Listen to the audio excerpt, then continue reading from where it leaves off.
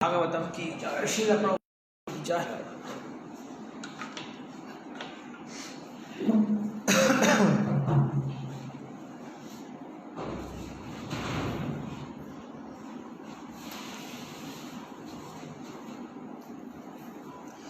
सर्वशास्त्राभिपीयूषा सर्ववेदैकसत्फला सर्वसिद्धान्तरड्नाट्य सर्वलोकैकदृक्पदा सर्वभागवतप्राणा श्रीमद्भागवतप्रभो कलिद्वन्द्वोदिदादित्य श्रीकृष्णा परिवर्तिता परमानन्दपाठाय प्रेमवर्षक्षरायते सर्वदा सर्वसेव्याय श्रीकृष्णाय नमोऽस्तुते।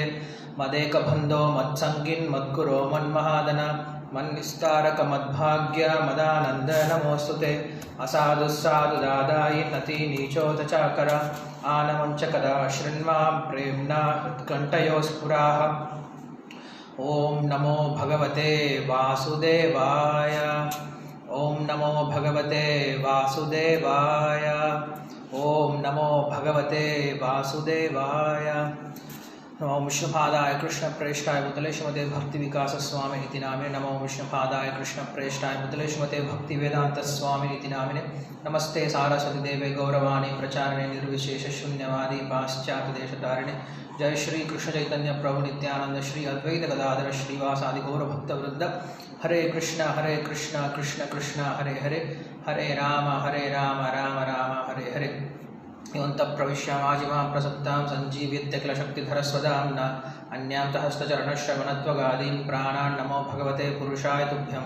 पान्त्वस्मान् पुरुहूतवैरिबलवन्मातङ्गमाद्यत्कटा कुम्भोच्चाद्रिविपाडनातिकपटुप्रत्येकवज्रायिताः श्रीमत्कण्ठीरवासप्रतसनकरा धारिदारातिदूरप्रध्वस्तत्वान्तशान्तप्रवितमनसा भाविता भूरिभागैः। जन्मादस्य तोन्मयादितसद्दर्देषु अभिज्ञस्वराट् तेने ब्रह्महृदाय आदिकवये मुह्यन्ति यत्सूरयः। तेजो वारिमृतां यथा विनिमयो यत्तत्र सर्गो मृषा धाम्नः स्वेन तथा निरस्तकोऽहं सत्यं परं धीमहि। धर्मप्रोजितकैतवोऽत्र परमो निर्मत्सराणां सतां वेद्यं वास्तवमत्र वस्तुशिवतं तावत्त्रयोन्मूलनं। श्रीमद्भागवते महामुनिकृते किं वात् परैरीश्वरः सत्यो हृत्यावृत्तिकृतिभिः शुश्रूषवित्तच्छनात्। निगमकल्पतरोर्गलितं फलं सुखमुखादमृतत्वसंयुतं पिबत भागवतं रसमालयं मुहुरहो रसिकाः भुवि भावुकाः। हरे कृष्ण, எல்லாருக்கும் நமஸ்காரம். மறுபடியும் நம்ம இன்னைக்கு பாகவதத்தை பார்க்க போகிறோம். இந்த தசமஸ்கந்தம் முடிஞ்சு ஏகாதச ஸ்கந்தத்தில் இருக்காங்க. ஸோ நேற்று இந்த ஏகாதச ஸ்கந்தத்தினுடைய ஒரு சின்ன அறிமுக வகுப்பு இருந்துச்சு. முடிச்ச பின்னாடி இன்னைக்கு நம்ம இது வரைக்கும் பார்த்துருந்தோம் அப்படின்னா எப்படி நாரத முனிவர் வந்து அங்கே துவாரகையில் இருந்துட்டு இருக்கார். அவர் வசுதேவருடைய வீட்டுக்கு போகிறார். ஸோ வீட்டுக்கு போகும்போது வசுதேவர் வந்து அங்கே கேள்வி கேட்குறார் அவர்கிட்ட, எனக்கு பாகவத தர்மத்தினுடைய விளக்கங்களை சொல்லிக் கொடுங்க அப்படின்னு சொல்லி கேட்கும் பொழுது, அதுக்கப்புறம் நாரதர் எனக்கு நீ நாராயணன் ஞாபகப்படுத்திட்ட இந்த பாகவத தர்மத்தை மூலியமாக கேட்கறதுனால அப்படின்னு சொல்லிட்டு ரொம்ப சந்தோஷப்பட்டு பேச ஆரம்பிக்கிறார். நான் இந்த பாகவத தர்மத்தை பேசுறதை விட இந்த பாகவத தர்மமானது இதுக்கு முன்னாடி நிமி அப்படின்ற ஒரு ராஜா வந்து கேள்வி கேட்டதற்கு நவ யோகேந்திரர்கள் வந்து பதில் சொல்லியிருக்காங்க. ஸோ அப்படிப்பட்ட அந்த தர்மத்தை நான் சொல்ல போகிறேன், அந்த தர்மத்தை நீ கேளு. இந்த பாகவத தர்மமானது எப்படி உயர்ந்தது அப்படின்றதுக்கான நேற்று ஒரு சில உதாரணங்கள் நான் பார்த்துருந்தோம். எத்தனை ஞாபகம் இருக்கா? இந்த பாகவத தர்மம் எப்படி உயர்ந்தது அப்படின்றதுக்காக நேற்று ஒரு சில பாயிண்ட்ஸ்லாம் சொல்லியிருந்தோம். ஏன்னா இது வரைக்கும் நான் கதை சொல்லிட்டே இருந்தேன், நீங்கள் எல்லாம் கதை கேட்டே இருந்தீங்க. இப்போ இனிமேல் இது வந்து கதை கிடையாது, இனிமேல் நம்ம நிறைய கற்றுக்க வேண்டியது இருக்குது. ஸோ ஞாபகம் இருக்கா நம்ம என்ன பேசுகிறோம் அப்படின்ட்டு? பாகவத தர்மத்தினுடைய உயர்தன்மையை பற்றி சொல்லும் பொழுது என்ன சொல்கிறாங்க அப்படின்ட்டு 11th canto 2nd chapter 12th ஸ்லோகால வந்து சொல்கிறாங்க, ஸ்ருதோ அனுபதிதः தியாயதः அதிருத்தः அணு உன்மோதிதः சாத்தியா புனந்தி சத்தர்மः தேவ விஸ்வ துருஹः அபிஹி. இந்த ஸ்லோகமான சொல்லப்பட்டது. என்ன சொல்றாங்க? இந்த பாகவத தர்மத்தை கேட்டாலும் ஸ்ருதः கேட்கறது, இல்லைன்னா அனுபதித்திஹி அப்படின்னா பின்னாடி உட்காந்துட்டு கொட்டுறது, தியாயதः இதை பத்தி தியானம் பண்றது, ஆதிருத்தः இல்லைன்னா யாராவது சொல்றாங்க அப்படின்னா அந்த பாகவத விஷயத்தை ஏத்துக்கிறது, ஆமா உண்மைன்னு ஏத்துக்கிறது, இல்லைன்னா அனுமோதித்தக யாராவது இந்த பாகவத தர்மத்தை பண்ணாங்க அப்படின்னா அதுக்கு நம்ம ஒத்துக்கிறது, ஆமா நீங்க பண்ற நல்ல விஷயம்தான் அப்படின்னு சொல்லி என்ன பண்றது, ஒத்துக்கிறது. ஸோ இப்படி எந்த நிலையில ஒருத்தர் வந்து இந்த பாகவத தர்மத்தை ஏத்துக்கிட்டாலும் அவனுக்கு பலன் இருக்கு அப்படிங்கிற விஷயத்த இதை பார்த்துருந்தோம். அதுக்கப்புறம் நாரத முனிவர்கிட்ட அவர் கேட்ட விஷயத்துக்கு பதில் சொல்ல ஆரம்பிக்கிறார். என்ன சொல்றார் அப்படின்னா, ஸ்வயம்புவ மனு இருந்தார். ஸ்வயம்புவ மனுடைய பையன் பிரியவிரதன். அந்த பிரியவிரதனுடைய பையன் அக்னீந்திரன். அந்த அக்னீந்திரனுடைய பையன் நாபி. அந்த நாபியினுடைய பையன் ரிஷபதேவர்.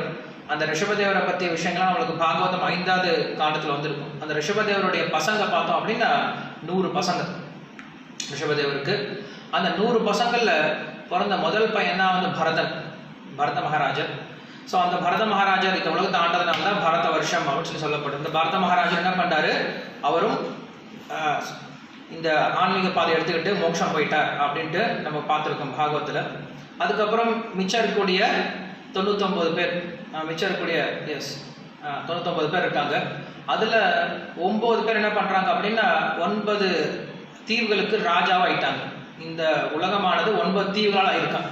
என்ன தீவு இருக்குன்னு சொல்றாங்க, பாரத, ஹரி, குரு, ஹிரண்ய, ரம்யக, இலாவிருத்த, பத்ரஸ்வ, கேதுமாலா அப்படின்ற 9 தீவுகள் இருக்கு. நம்ம இருக்கிறது பாரத வருஷம் அப்படின்ற ஒரு தீவு தான்.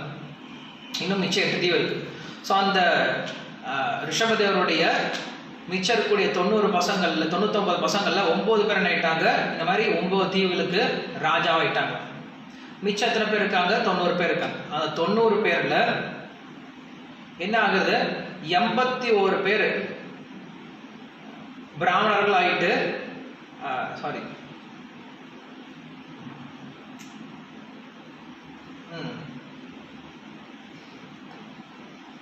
அந்த 81 பேர்ல 9 பேர் மட்டும் உயர்ந்த ரிஷிகளா மாறி இருக்காங்களா.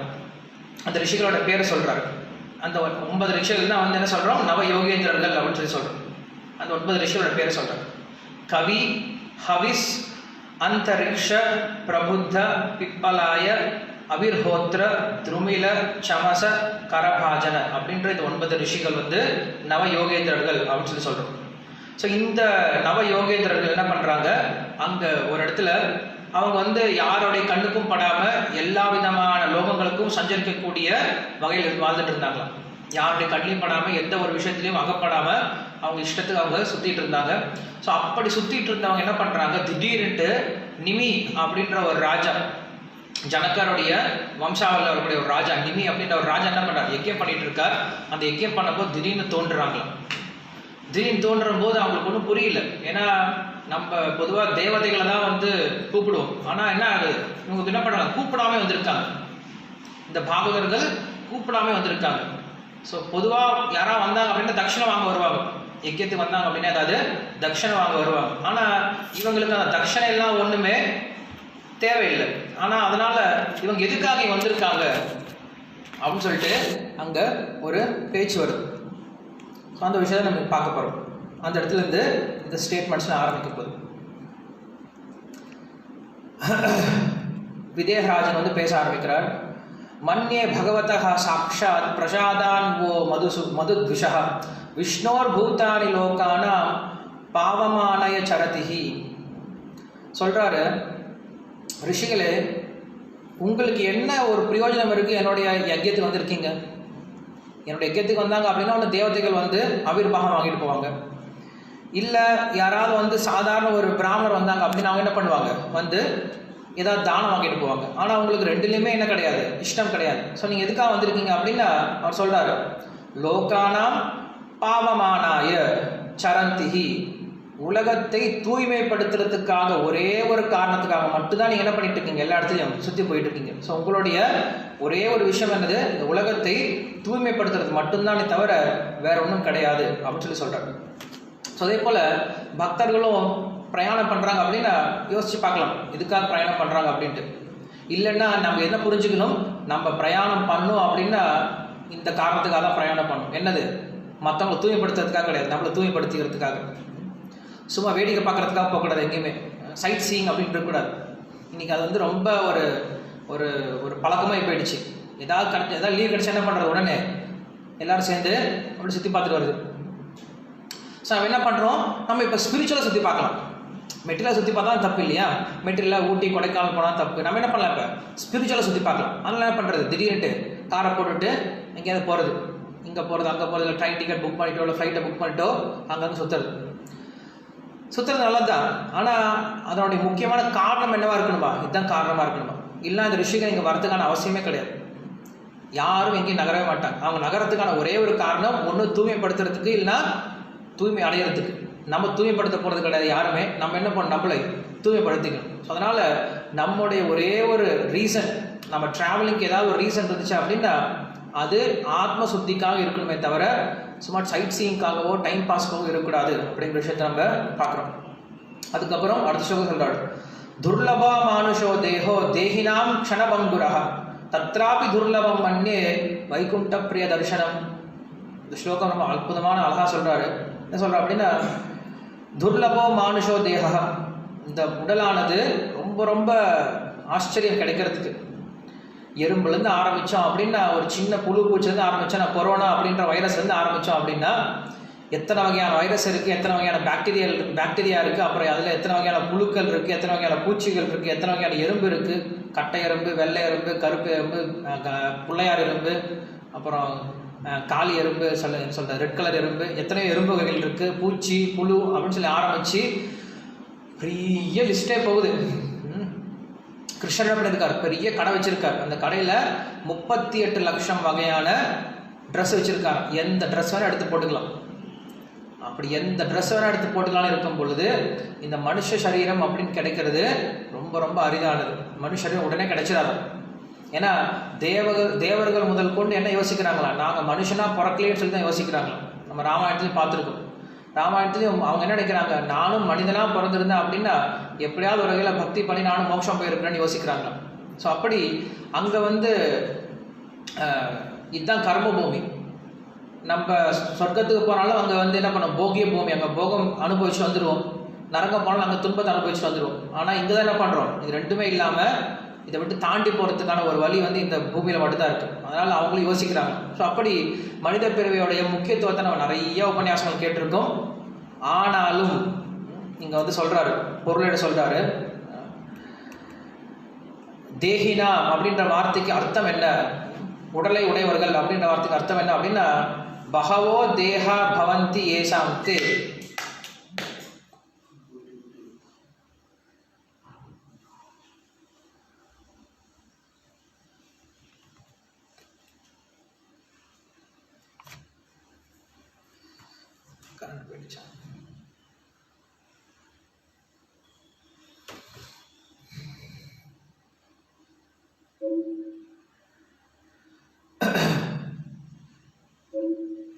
ஓகே,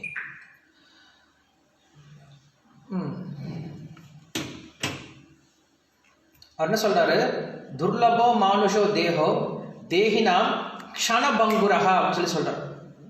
க்ஷணபங்குரஹா அப்படின்னா இந்த உடலானது ரொம்ப ரொம்ப அரிதானது தான். ஆனாலும் இந்த உடல் எப்படிப்பட்டதா, க்ஷணபங்குரஹா, ஒரு க்ஷணம் தான் உடஞ்சி போயிருமா. நீர் குமிழி மாதிரி. நம்ம நிறைய உதாரணம் இதை பார்த்துருக்கோம். நீர் குமிழி அப்படின்னா தண்ணியிலேருந்து அப்பப்போ புடக்கு அப்படி என்ன ஆகும், ஒரு முட்டை மாதிரி வரும் மேலே.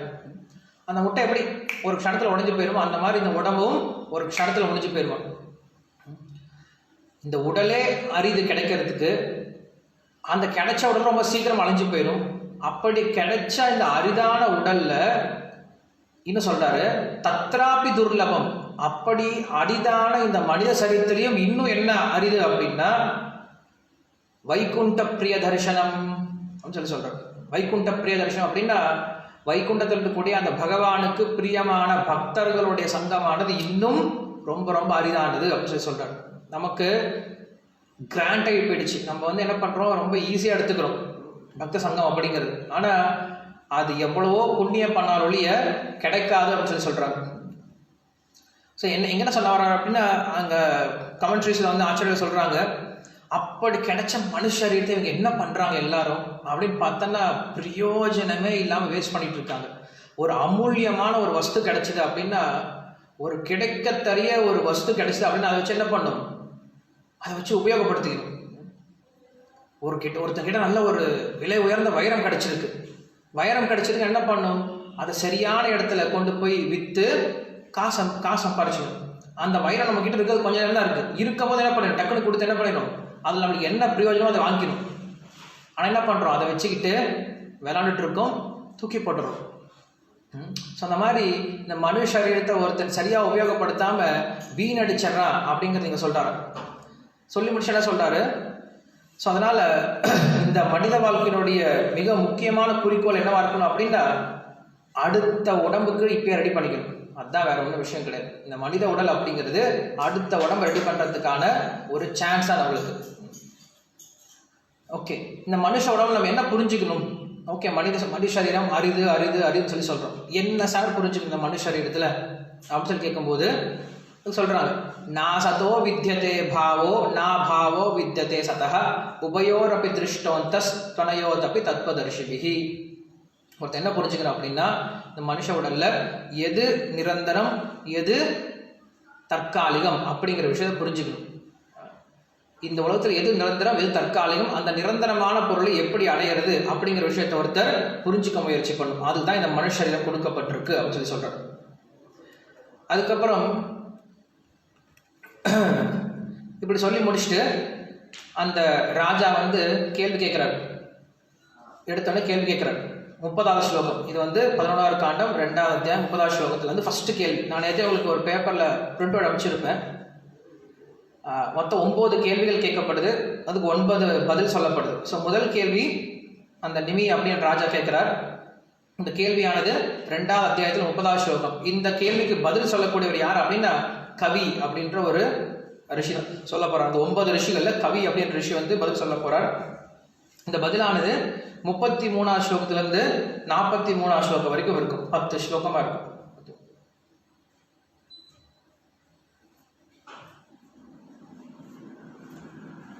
11 ஸ்லோகத்துல வருது. 11 ஸ்லோகத்துல இந்த ஒரு கேள்விக்கான பதில் வரப்போகுது. ஸோ என்ன கேட்குறேன், இப்போ 11 பேர் எனக்கு வேணும். இங்கே இருக்கவங்கள 11 பேர் கை தூக்குனீங்க அப்படின்னா ஒவ்வொரு ஸ்லோகமாக சொல்லும் போது ஒவ்வொருத்தரும் ஒவ்வொரு ஸ்லோகத்தை எழுதி வச்சுக்கோங்க. அதில் இருக்கிற இம்பார்ட்டன்ட் பாயிண்ட்ஸு நம்ம கடைசியில் இந்த 11 ஸ்லோகத்தில் நம்ம என்ன தெரிஞ்சுக்கிட்டோம், 11 இம்பார்ட்டண்டான பாயிண்ட் என்ன அப்படிங்கிறத மட்டும் கடைசியில் நம்ம சம்மரைஸ் பண்ணி தெரிஞ்சுக்கிட்டோம் அப்படின்னா இந்த ஒரு கொஸ்டின் நம்ம ஆன்சர் தெரிஞ்சுக்கலாம். ஸோ இந்த 11 பேர் ரெடியாக இருக்கீங்க? ஓகே, பிரஜனந்தன் ஒருத்தர் இருக்கார்.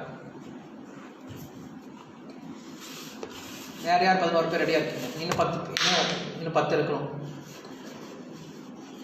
ஓகே, ஜெகநாத் ஜெகத் பாவன் 2வது. வேற? ஓகே, சந்திரா தேவி. ஓகே, ட்ரை பண்ணுங்க.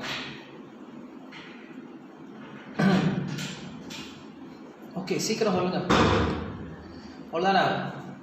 கேட்டுட்டே இருந்தீங்க அப்படின்னா போர் அடிச்சுட்டு தூங்கிடுவீங்க. கொஞ்சம் பார்ட்டிசிபேட் பண்ணி கூட எல்லாரும். ஓகே, शरदिया देवी माता जी, जानशी रानी माता जी. ஏன் கை அறக்கிட்டாரு பிரஜந்தன் ப்ரோ? ஏன் கை அறக்கிட்டீங்க? அந்த சிக்னல் இருந்தால் எனக்கு தெரியும் யார் இருக்கீங்க அப்படின்ட்டு.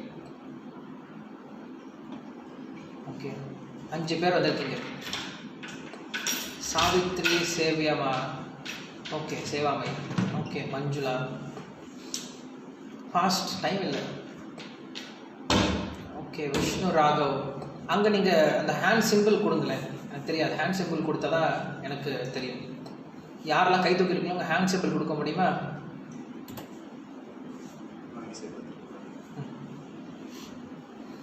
சரி, நான் ஓனா படிக்கிறேன். ஓகே, 30வது ஸ்லோகம். இந்த ஸ்லோகம் தான் வந்து ஃபஸ்ட்டு கேள்வி கேட்குறேன். என்ன கேள்வி கேட்குறான்னு பார்க்கலாம். அத அத்தியாத்மிகம் க்ஷேமம் பிரிச்சாமிஹி பவதः அனங்காः சம்சாரே அஸ்மின் க்ஷண ஆர்த்தः அப்பி சத்சங்க சேவதிஹி நிருணாம். இது ஃபர்ஸ்ட் கொஸ்டின். என்ன கொஸ்டின் கேட்குறாரு? எது சிறந்தது கேட்குறது? அத்தியாத்மிகம் க்ஷேமம். க்ஷேமம் அப்படின்னா சிறந்தது. க்ஷேமமாக இருக்கீங்களான்னு சொல்லி கேட்போம் இல்லையா? ஸோ இருக்கிறதுலே மிக சிறந்தது எது? அத்தியாத்மிகம் க்ஷேமம் அப்படின்னு கேள்வி ஃபஸ்ட்டு கேட்குறாரு. ஸோ இது ஃபஸ்ட்டு கேள்வி. ஓகே, இங்கே இதுக்கான அர்த்தம் பார்க்கலாம். இதில் சேவதிஹீர் கடைசியில் வந்து சத்சங்க சேவதிஹீர் நிருணாம் அப்படின்ற ஒரு வார்த்தை இருக்கு. சேவதி அப்படின்ட்டு இருக்கு. சேவதி அப்படின்ற வார்த்தைக்கு அர்த்தம் என்ன அப்படின்னு சொல்லி சொல்கிறார். எப்படி ஒருத்தர் வந்து ஒரு அமூல்யமான ஒரு பொருள் கிடைச்சு அப்படின்னா உடனே அதை எடுத்துப்பாரோ, அதே போல் என்ன பண்ணுவா? இல்லை நம்ம வீட்டில் திடீர்னு ஒருத்தர் வந்து என்ன காலிங் பெல் அடித்து நமக்கு வந்து ஒரு கிஃப்ட் பாக்ஸ் கொடுக்குறாரு. இந்த கிஃப்ட் பாக்ஸ் ஓப்பன் பண்ணோம் அப்படின்னா ஒரு 10,000 ரூபாய்க்கு உண்டான பொருள் இருக்குது. ஒருத்தர் சந்தோஷப்பட்டு வாங்கிப்பான். அதை போல் ஒருத்தர் என்ன பண்ணுவான்? பகவானுடைய சேவகர்களுடைய பகவானுடைய பக்தர்களுடைய சங்கம் கிடைச்சது அப்படின்னா அப்படி எடுத்துக்கணுமா? உடனே அவங்களுக்கு சேவை எடுத்துக்கணுமா? அலட்சியப்படுத்திடக்கூடாது.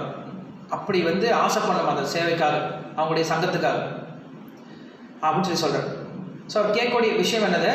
அத்தியாத்மிகம் அத்தியந்திகம் க்ஷேமம் அப்படின்னு சொல்லி சொல்கிறார். அத்தியந்திகம் க்ஷேமம்னு அர்த்தம் என்ன அப்படின்னு சொல்லி சொல்கிறார்.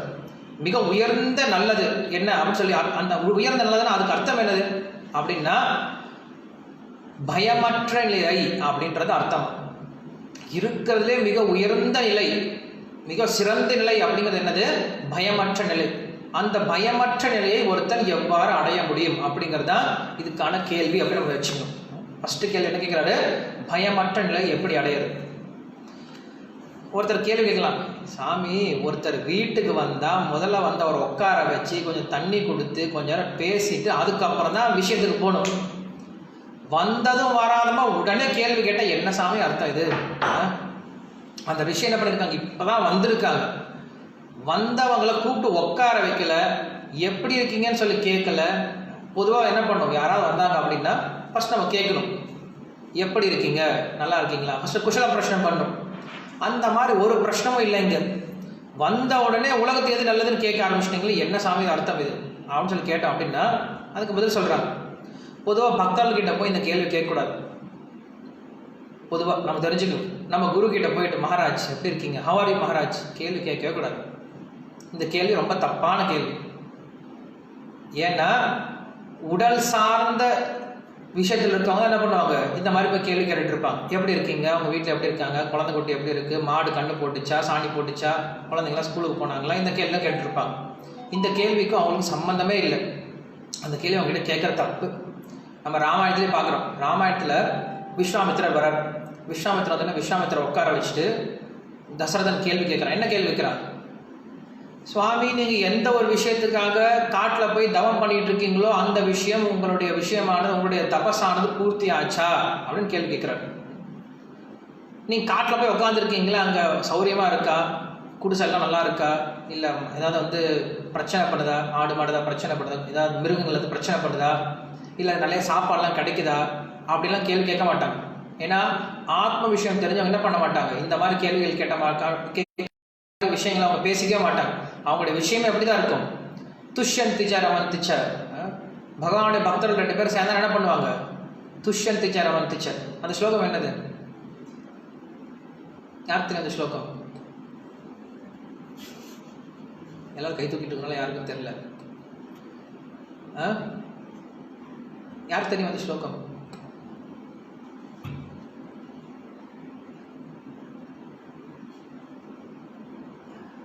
பிரஜாதன் சொல்லுங்களேன், தெரியுமா?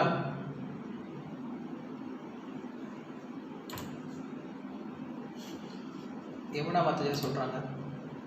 ஹரே கிருஷ்ணா. சொல்லுங்க.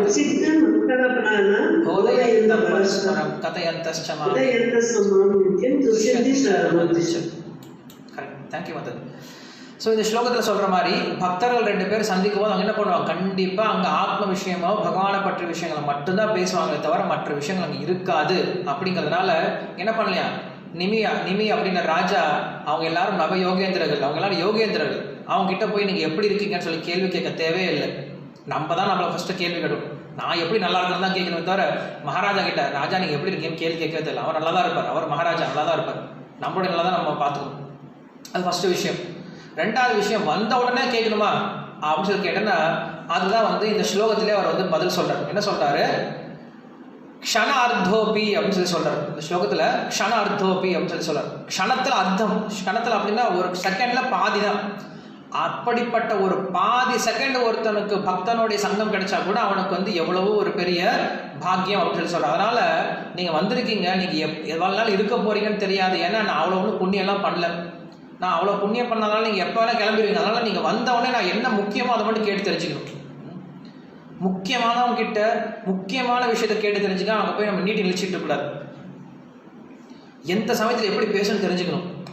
நமக்கு வந்து இப்போ வந்து ஒரு அப்பாயின்மெண்ட் கிடைச்சிருக்கு, பிரைம் மினிஸ்டர் கிட்ட அப்பாயின்மெண்ட் கிடைச்சிருக்கு. ஜஸ்ட் அங்கே அப்படி போயிட்டு இருக்கும்போது காரில் நம்ம பார்க்க முடியுது. ஜஸ்ட் அவரை பார்த்தோன்னே என்ன வார்த்தை பேசணும் கரெக்டாக அந்த வார்த்தையை பேசி முடிச்சிடணும். அங்கே போய் நம்ம இழுத்துருக்கலாம், நானா என் பேருங்க நான் வந்து எங்கே, அவன் போயிட்டே இருப்பார். எந்த இடத்துல எப்படி பேசணும்னு தெரிஞ்சுக்கணும். சுந்தரகாண்டத்தில் ஹனுமான் வந்தார், ராமர் பார்த்துட்டு இருக்கார், அவர் முகத்தில் வந்து அவ்வளோ எதிர்பார்ப்பு இருக்குது. அந்த இடத்துல வந்து நீட்டி இங்கிலீஷ் பேசிட்டு இருக்கலாம். நான் இங்கேருந்து போனேன்னா, அப்புறம் மலையை குதிச்சேனா, அப்புறம் சிம்மிக்கா வந்தாளா, அப்புறம் அவன் வந்தானா, அப்புறம் லங்கினி வந்தாளா, அவளை கொட்டானா, இதெல்லாம் பேசிட்டு இருக்கக்கூடாது. கண்டேன் சீதை, அவ்வளோதான், வேலை முடிஞ்சு போயிடுச்சு. ஸோ ரொம்ப கிறிஸ்பாக பேசணும். பேசக்கூடிய விஷயத்தை ரொம்ப கிறிஸ்பாக பேச முடிக்கணும், ரொம்ப இழுத்துட்டே கூடாது. அப்படியே ராமர் பேசுவார், மிதவாதி ஹிதவாதி மதுர பாஷி. மிதமாக பேசணும், ஹிதமாக பேசணும், மதுரமாக பேசணும், சத்தியம் உண்மையை பேசணும். ஸோ அப்படி தான் பேசணும். அந்த மாதிரி நம்ம பேச கற்றுக்கணும். நம்மளுக்கு நிறைய பேர் இன்னும் பேச தெரியல, என்னை உள்படும். ஸோ நம்ம என்ன பண்ணணும், முதல்ல பேச தெரிஞ்சுக்கணும். ஸோ அங்கே என்ன சொல்கிறாரு, அந்த ராஜா அப்படிப்பட்ட ரிஷிகள் வந்த உடனே அவங்ககிட்ட கேட்டு தெரிஞ்சுக்கிட்டாங்க, எங்களுக்கு விஷயத்தை சொல்லுங்கள் அப்படின்னு. நேரத்தை வீணடிச்சிடக்கூடாது. அதே போல் அவங்களுக்கு யாராவது சன்னியாசிகள் வந்தாங்க, இல்லை வீட்டுக்கு யாராவது கோயிலுக்கோ யாராவது வந்தாங்க அப்படின்னா உடனே என்ன பண்ணணும், அவங்ககிட்ட இருந்து எப்படி அவங்களுக்கு சேவை பண்ணுறதா பார்க்கணுமே தவிர நேரத்தை வீணடிச்சுக்கிட்டு எங்கள் குடும்ப விஷயத்தை பேசிக்கிட்டு அவங்க குடும்பத்தை விஷயத்தை பேசிக்கிட்டு வீணடிச்சுட்டு கூடாது. என்ன முக்கியமான கேள்வி இருக்கோ அந்த மட்டும் கேள்வி தான் கேட்கணும். இல்லை அவங்க நேரத்தை வேஸ்ட் பண்ணக்கூடாது, நம்ம நேரத்தை வேஸ்ட் பண்ணிட்டு இருக்கக்கூடாது. ஸோ அதான் இங்கே சொல்கிறாங்க. இது வந்து 30வது ஸ்லோகம், கேள்வி முடிஞ்சு போயிடுச்சு. இப்போ நம்ம ஆன்சருக்கு போகலாம். ஆன்சர் வந்து எங்கே ஆரம்பிக்குது அப்படின்னா 33ஆவதுலேருந்து ஆரம்பிக்குது. 33லேருந்து 43 வரைக்கும். ஸ்ரீ கவிர் உவாச்ச மன்யே அகுதஸ்சித் பயம் அச்சுதஸ்ய பாதாம்புஜ உபாசனம். அவர் வந்து ஃபர்ஸ்ட் எடுத்து ஆன்சர் சொல்லிட்டார். மன்யே அக்குதச்சித் பயம் அச்சுதஸ்ய பாதாம்புஜ உபாசனம். பாதாம்புஜ உபாசனம், பாத அம்புஜ உபாசனத்தினால என்ன ஆகுமா? அக்குதசித் பயம், ஒருத்தனுக்கு பயம் நீங்குது. எப்படிப்பட்ட பாதங்களை அணுகிறதுனால? அச்சுதஸ்ய, அச்சுத அப்படின்னு சொல்றாரு. இங்க அந்த வார்த்தை ரொம்ப முக்கியம். அச்சுத அப்படின்ற வார்த்தைக்கு அர்த்தம் என்னது? வீழ்ச்சி அடையாதவர் அப்படின்னு அர்த்தம். ஏன்னா இந்த உலகத்துல மற்றவங்க எல்லாரும் வீழ்ச்சி அடையக்கூடியவர்கள். யாரை நம்ம போய் கேட்டாலும் கடைசியில் யாரும் நம்மளை காப்பாற்ற முடியாது. எல்லாரும் அவங்கவுங்க பயந்து தான் இருக்காங்க தவிர எல்லாரும் வீழ்ச்சி அடையக்கூடியவர்கள் தான். அதனால யார் ஒருத்தர் அச்சுதனுடைய பாதத்தை அடைகிறாங்களோ இல்லை உபாசனம் அப்படின்னு வழிபடுறாங்களோ அவங்க என்ன பண்ணலாமா? இந்த உலகத்தினுடைய பயத்திலிருந்து மீண்டு வரலாம் அப்படின்னு சொல்றாங்க. சரி, ஒவ்வொன்றா பார்க்கலாம்.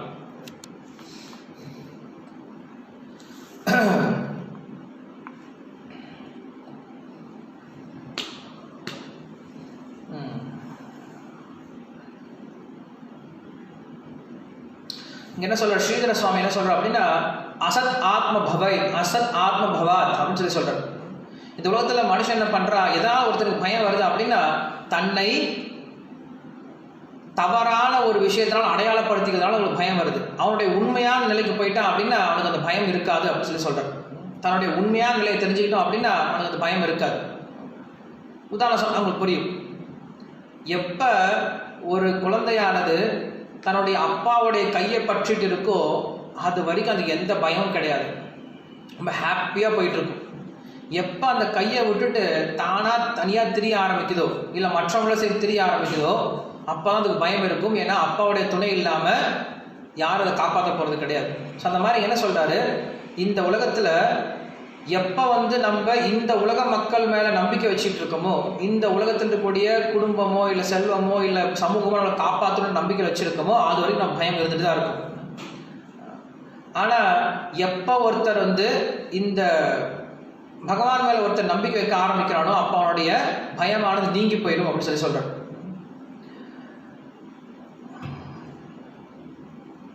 பக்தி பிரதிகூல தேக கேகேஷு ஆசக்தி.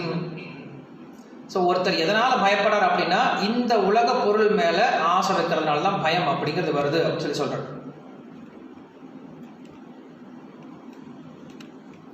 ஸோ ஃபஸ்ட்டு 33ஆம் ஸ்லோகம் நான் சொல்லிட்டேன். 33ஆம் ஸ்லோகத்துக்கான விஷயம் சொல்லிட்டேன். என்ன சொல்லிட்டேன்? பயம் எதனால் வருது, பயத்தை எப்படி போக்குறது? பயமானது இந்த உலக பொருள் மேலே இந்த உலகத்தில் இருக்கக்கூடிய விஷயத்து மேலே நம்ம பற்று வைக்கிறதுனால பயம் வருது. அந்த பயமானது எப்படி போகும்? எப்போ ஒருத்தர் அந்த அச்சுதனுடைய பாத அம்புஜத்தின் மேலே பக்தி செய்ய ஆரம்பிக்கிறானோ அப்போ அவனுடைய பயம் அப்படிங்கிறது போயிடுது அப்படிங்கிறதுக்கான ஆன்சர் சொல்கிறேன். இது 2 பாயிண்ட் நோட் பண்ணிச்சுக்கோங்க. யாராவது ஃபஸ்ட்டு ஓகே நோட் பண்ணி வச்சார். ஓகே, 34ஆம் ஸ்லோகம். ஏவை பகவத புரோக்தா உபாயாஹி ஆத்மலப்தய அஞ்ச பும்சம் அவிதுஷும் வித்தி பாகவதான் ஹிதா. இந்த ஸ்லோகத்தில் சொல்றாரு,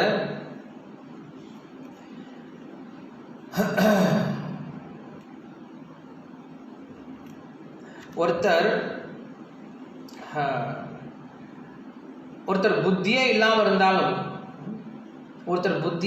இருந்தாலும் ஒருத்தர் அறியாமலே இருந்தாலும் இந்த பாகவத தர்மத்தை எடுத்துக்கிட்டாங்க அப்படின்னா even ignorant living entities can easily come to know Supreme Lord if they adopt those means prescribed the Supreme Lord himself.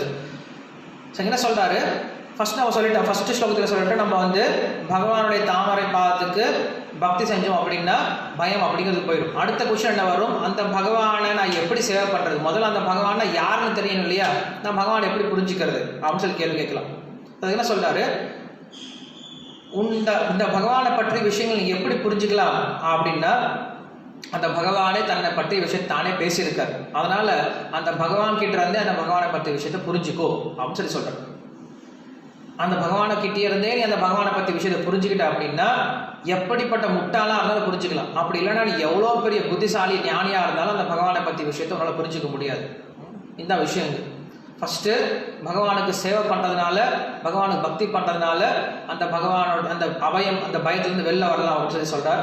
2வது ஸ்லோகத்தில் 34வது ஸ்லோகத்தில் அந்த பகவானை எப்படி தெரிஞ்சுக்கிறது அப்படின்னா, அந்த பகவான் கிட்ட இருந்து கேட்டு தெரிஞ்சுக்கிட்டோம் அப்படின்னா அந்த பகவான் நம்ம கம்ப்ளீட்டாக தெரிஞ்சுக்கலாம். அப்படி இல்லைன்னா நம்ம எவ்வளோ முயற்சி பண்ணாலும் அந்த பகவானை புரிஞ்சிக்க முடியாது. இல்லைன்னா புத்தி இல்லாத கூட என்ன பண்ண முடியும், அந்த பகவானை ரொம்ப சீக்கிரமாக புரிஞ்சிக்க முடியும் அப்படின்னு சொல்லி சொல்கிறார். என்ன சொல்றாரு, இந்த பாகவத தர்மமானது அதி ரகசியம் அப்படின்னு சொல்லி சொல்றாரு. இது பார்க்கறதுக்கு ஓப்பனாக தான் இருக்கும், எல்லாரும் படிக்கிற மாதிரி தான் இருக்கும். ஆனால் இந்த பாகவத தர்மம், பகவானை பற்றிய ஞானமானது அதி ரகசியம், எல்லாருமே புரிஞ்சிக்க முடியாது. அதனால என்ன சொல்றாரு இங்க வந்து பிரபுபாத் சொல்றாரு, undoubtedly Bhagavad Gita was spoken by the Lord on the battlefield of Kurukshetra just to encourage Arjuna to fight, and yet to complete the transcendental knowledge of Bhagavad Gita the Lord instructed Uddhava. So உத்தவனுக்கு சொல்லி கொடுத்துருக்காருலே அந்த உத்தவ கீதையில், இதில் பகவான் என்ன பண்ணியிருக்காரு, அந்த பகவானை பற்றிய ஞானத்தை முழுமையாக கொடுத்துருக்காரு. அங்கே பகவத்கீதையில் அங்கங்கே என்ன பண்ணியிருக்காரு, தொட்டு கொடுத்துருக்காரு. அங்கங்கே வந்து விஷயத்தை வந்து ரொம்ப நார்மலான விஷயத்தை கொடுத்துருக்காரு. ஆனால் இந்த உத்தவ கீதை அப்படின்னு சொல்ல இந்த விஷயத்தில் பகவான் என்ன பண்ணியிருக்காரு, தன்னை பற்றிய முழுமையான இன்ஸ்ட்ரக்ஷன் என்ன பண்ணியிருக்காரு, இங்கே தான் கொடுத்துருக்காரு. அதனால் அந்த பகவானை பற்றிய விஷயத்தை இங்கேருந்து நம்ம தெரிஞ்சுக்கலாம் அப்படின்னு சொல்லி சொல்கிறோம். இது 34வது ஸ்லோகம். இது யார் எழுதி வச்சிங்க?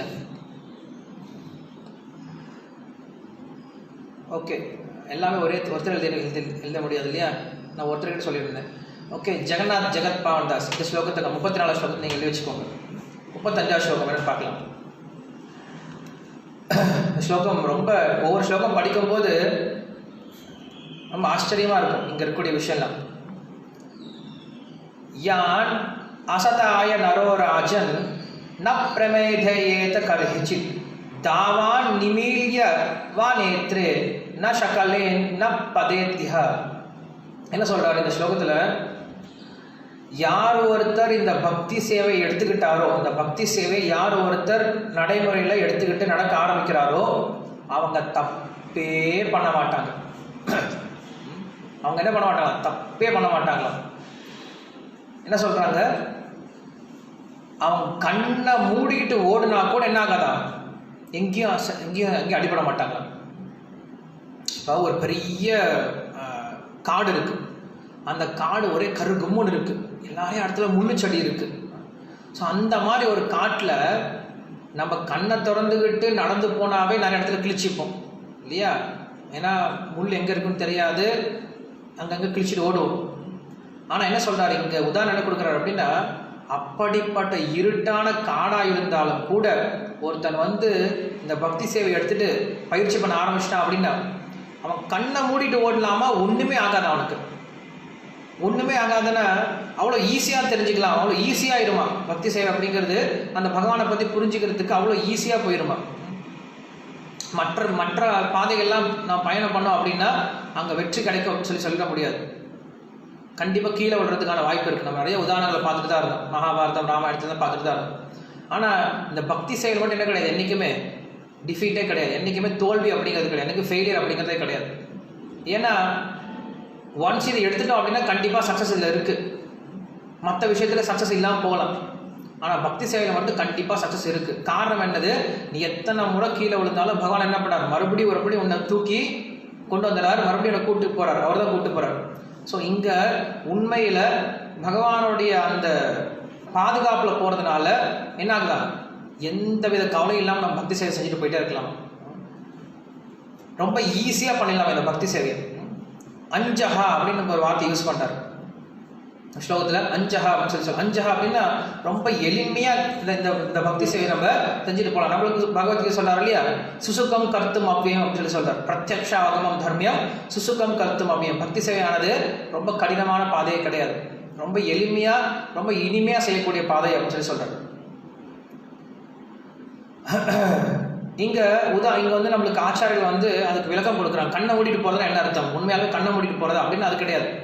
ஒருத்தருக்கு வந்து வேதத்தில் சொல்லப்பட்டிருக்கக்கூடிய பல்வேறு விதமான இன்ஸ்ட்ரக்ஷன், பல்வேறு விதமான அறிவுரைகள் தெரியாமல் போனாலும் அவன் எப்போ பக்தி சேவையை செஞ்சுட்டு போயிட்டே இருக்கானோ அவனுக்கு வேறு எதுவுமே தெரிய தேவையில்லை, அவனுக்கு வேத விஷயங்கள் வேறு எதுவும் தெரிய தேவையில்லை.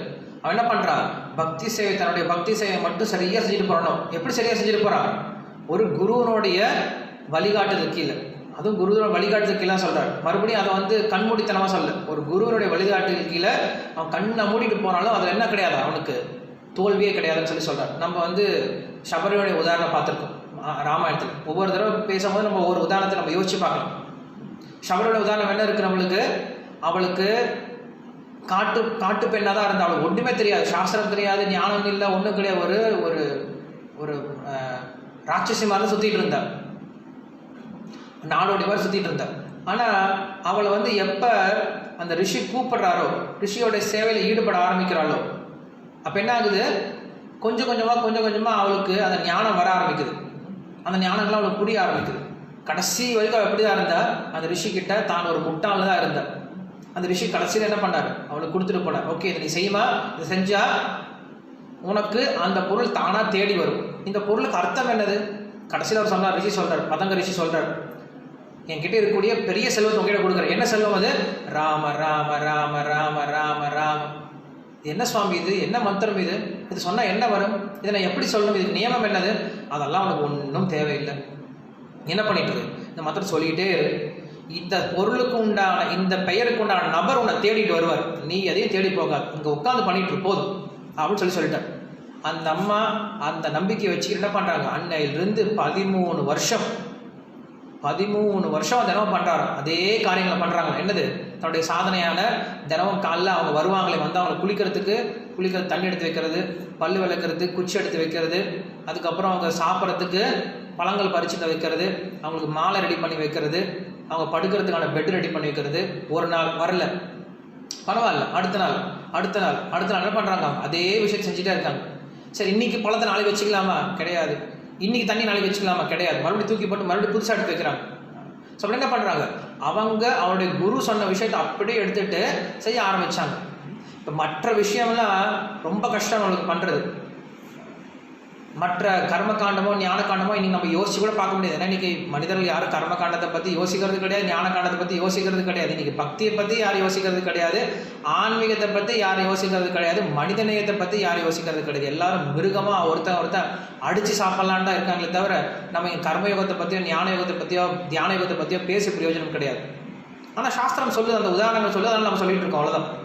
மற்றபடி இன்னைக்கு கர்ம காண்டத்தை பண்ணுறவங்க எத்தனை பேர் நம்ம பார்க்க முடியுது, யாரையும் பார்க்க முடியறது கிடையாது. இல்லை ஞானிகளாக நம்ம எத்தனை பேரை பார்க்க முடியுது, ரொம்ப கம்மி தான் இன்றைக்கி.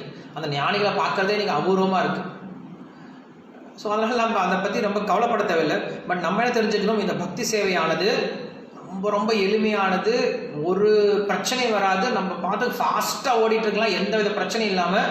எப்போ நம்மளுடைய ஆச்சாரியர், நம்மளுடைய குரு நம்மளுக்கு என்ன சொல்லியிருக்கோ அதை அப்படியே கடைபிடிச்சிட்டு போயிட்டே இருந்ததுன்னா ஒரு பிரச்சனை வரவே வராது. அதான் இங்கே சொல்கிறார். நம்மளுக்கு வேறு எந்த ஸ்ருதி எதுவும் தெரியலனாலும் பரவாயில்லையா, அதில் நம்ம குருடனாக இருந்தாலும் பரவாயில்ல, நம்மளுடைய குருனுடைய வழிகாட்டுதல் கீழே போயிட்டு இருந்தோம் அப்படின்னா கண்டிப்பாக பகவான் நம்மளை தேடிட்டு வர்றார், ராமர் நம்மளுக்கு காட்டின மாதிரி. ஸோ இங்கே வந்து குருட்டுத்தனமாக பண்ணலாம், எதை வேணா பண்ணலாம் அப்படின்னு நம்ம நம்பிடக்கூடாது. கண்ணை மூடிட்டு பண்ணலான்னு என்ன அர்த்தம், குருட்டுத்தனமாக பண்ணலாம் நிறைய பேர் யோசிக்க ஆரம்பிச்சிடும். கண்ணை மூட்டு பண்ணலான்னு சொல்லிட்டாங்கல்ல, அப்போ என்ன பண்ணலாம், பக்தியில் நம்ம எதை வேணா பண்ணலாம்ப்பா, ஏன் இஷ்டத்துக்கு நான் எதை வேணா பண்ணலாம் அப்படின்னா அப்படி கிடையாது. அதுக்கு மறுபடியும் விஸ்வநாத் சக்கரவர்த்தி தாக்கூர் மறுபடியும் இங்கே வந்து ஒரு ஸ்லோகத்தை வைக்கிறார். ஸ்ருதி ஸ்மிருதி புராணாதி பாஞ்சராத்திரிக்கு விதிம்பினா ஐகாந்திக்கு ஹரேர் பக்தே உத்பாதாயேவ கல்பத்தே. நம்மளுடைய பக்தி சேவையானது எப்படி இருக்கணுமா, ஸ்ருதி ஸ்மிருதி புராணம் இதை சார்ந்துதான் இருக்கணும். இல்லை நமக்கு இதெல்லாம் தெரியல அப்படின்னு நான் மறுபடியும் சொன்னேன் இல்லையா, நம்மளுடைய குருனுடைய வழிகாட்டுதலுக்கே இருக்கணும். அப்படி இல்லை அப்படின்னா நம்ம செய்யக்கூடிய விஷயமானது அதுக்கு பேர் வந்து பக்தி சேவை கிடையாது. பக்தி சேவை அப்படின்னாவே நம்ம ஃபஸ்ட்டு புரிஞ்சுக்கணும், நானாக செய்கிறது கிடையாது. பக்தி சேவை அப்படின்னா ஒரு பக்தரோ இல்லை ஒரு நம்மளுடைய குருவோ ஒரு விஷயத்தை செய் அப்படின்னு சொன்னார்னா அந்த விஷயத்தை செய்கிறதுக்கு பேர் தான் பக்தி சேவை. இல்லைன்னா அதுக்கு பேர் பக்தி சேவை கிடையாது. ஃபஸ்ட்டு இந்த ஒரு வார்த்தை நம்ம நல்லா புரிஞ்சுக்கணும். நானாக வந்து ஒரு விஷயம் செய்ய ஆரம்பித்தேன் அப்படின்னா அதுக்கு பேர் பக்தி சேவை கிடையாது. எப்போ நமக்கு ஒரு பக்தர் நம்மளை செய்ய சொல்கிறாரோ, உதாரணத்துக்கு நம்ம கோயிலுக்கு போனால் நம்மளை பக்தர் பாட சொன்னார் அப்படின்னா, அவர் பாட சொன்னார்னா என்ன அர்த்தம், அவர்கிட்ட இந்த இன்ஸ்ட்ரக்ஷன் கேட்டு பாட ஆரம்பித்தேன் அப்படின்னா அது பக்தி சேவையாகும். நானாக போயிட்டு நான் பாட போகிறேன், நான் போய் பாட போகிறேன் அப்படின்னு சொல்லிட்டு நான் பாட ஆரம்பித்தேன் அப்படின்னா அதுக்கு பேர் பக்தி சேவை கிடையாது. பக்தி சேவையானது மற்றவர் கொடுத்து நம்ம செய்கிறது தான் பக்தி சேவை. பக்தர்கள் சொல்லியோ இல்லை பகவான் வந்து நம்மளை பிரேஷனை பண்ணியோ இல்லை வந்து குரு நம்மளுக்கு சொல்லியோ செய்கிறதுக்கு பேர் தான் பக்தி சேவை. இப்போ கம்பெனியில் செய்யக்கூடிய வேலை ஒர்க்கிங் அப்படிங்கிறது நம்ம எதை எடுத்துப்போம் அப்படின்னா அந்த கம்பெனி சொல்லக்கூடிய ஒர்க்கு டாஸ்க்கை ஃபினிஷ் பண்ணால் தான் ஒர்க்குன்னு எடுத்துப்பாங்க இல்லையா? அதை விட்டுட்டு நானாக என் வேலையை பண்ணிகிட்ருக்கேன். நான் என்ன பண்ணுறேன், இந்த கூடெல்லாம் பின்னுவாங்க இல்லை, கூடையெல்லாம் பின்னுவாங்க, சில்க் கூடையெல்லாம் ஒயர்லாம் பின்னுவாங்க, இல்லை ஸ்வெட்டர்லாம் போட்டு பின்னுவாங்க. நான் என்ன பண்ணுறேன், அதை எடுத்துகிட்டு போயிடுறேன், கம்பெனிக்கு எடுத்துகிட்டு போயிடுறேன். ஆஃபீஸில் பக்கம் வந்துட்டு ஒயர் கூட பின்னிகிட்ருக்கேன். என்னையா பண்ணுற, ஒயர் கூட பின்னிகிட்ருக்கேன். ஒயர் கூட பின்னிட்டு இருந்தால் யாரும் அந்த வேலைக்கெல்லாம் யாரும் பணம் கொடுக்க மாட்டாங்க இல்லையா? அது வேலையாகாது. அந்த கம்பெனியில் என்ன வேலை சொல்கிறாங்களோ அந்த கம்பெனிக்கு உண்டான வேலையை பண்ணாதான் அந்த வேலையை எடுத்துப்பாங்க. அதே போல் பக்தி சேவை அப்படின்னா நானாக இஷ்டப்பட்டு பண்ணுறதுக்கு பேர் பக்தி சேவை கிடையாது. பக்தி சேவைன்னா முதல்ல குரு சொல்லக்கூடிய விஷயத்தை செய்கிறது தான் பக்தி சேவை. இல்லைன்னா பக்தர்கள் நமக்கு பிரத்யட்சமாக அவங்க தான் இருக்காங்க, அவங்க சொல்லக்கூடிய விஷயத்தை செய்கிறதுக்கு பேர் தான் பக்தி சேவை, தவிர மற்ற விஷயம் கிடையாது. இது நம்ம ரொம்ப நல்லா புரிஞ்சுக்கணும். ஸோ கண்ணை மூடிட்டு போகிறது அப்படின்னா மற்ற விஷயங்கள் நமக்கு தெரியாமல் இருக்கலாம், மற்ற நீதிகள்லாம் நமக்கு தெரியாமல் இருக்கலாம், ஆனால் நம்ம இந்த விஷயத்தை புரிஞ்சுக்கணும். இப்படி ஒருத்தர் செய்ய ஆரம்பித்தாங்க அப்படின்னா அந்த பக்தி சேவையானது ஒருத்தனுக்கு எந்தவித தோல்வியும் கொடுக்காது. அந்த பக்தி சேவையானது அவனுக்கு உண்மையாலுமே இறுதி இலக்கை கொடுக்கக்கூடியது அப்படின்னு சொல்லி சொல்கிறேன். ஸோ இது தேர்ட் ஸ்லோகம். இது யார் எழுதியிருக்காங்க? வெங்கடேஷ சைத்தன்யதாஸ். நீங்கள் எழுதி வச்சுக்கோங்க, வெங்கடேஷ் சைத்தன்யதாஸ் எழுதி வச்சுக்கோங்க. ஸோ பக்தி சேவையானது ஒரு இப்படி பண்ணக்கூடிய பக்தி சேவையானது நமக்கு எந்தவித என்ன சொல்கிறது ஃபெயிலியரையும் கொடுக்காது. ரொம்ப சேஃபாக நம்ம போகலாம், ரொம்ப வேகமாக போகலாம். எப்போ வழிகாட்டுதல் கீழே போகலாம் அப்படின்னா ரொம்ப வேகமாக போகலாம். இதில் தோல்வி அப்படிங்கிறது கிடையாது அப்படின்னு சொல்லுவார். 36 ஸ்லோகம் என்ன சொல்கிறாரு?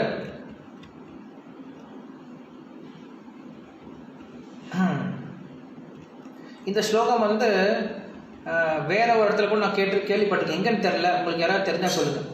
காயேன வாச்சா மனசேந்திரியைவ புத்தியாத்மவான ஸ்ருதியே ஸ்வபாவாத் கரோதி யத் சகலம் பரஸ்மை நாராயணாயேதி சமர்ப்பயாமி. இந்த ஸ்லோகம் நிறைய இடத்துல கேள்விப்பட்டிருக்கும். இந்த ஸ்லோகம் வேற ஒரு சில புராணங்கள் கூட வருது, எங்கன்னு தெரியல எனக்கு. பட் இந்த ஸ்லோகத்தை இங்கேயும் வருது. நம்ம செய்யக்கூடிய ஒவ்வொரு செயல்களும்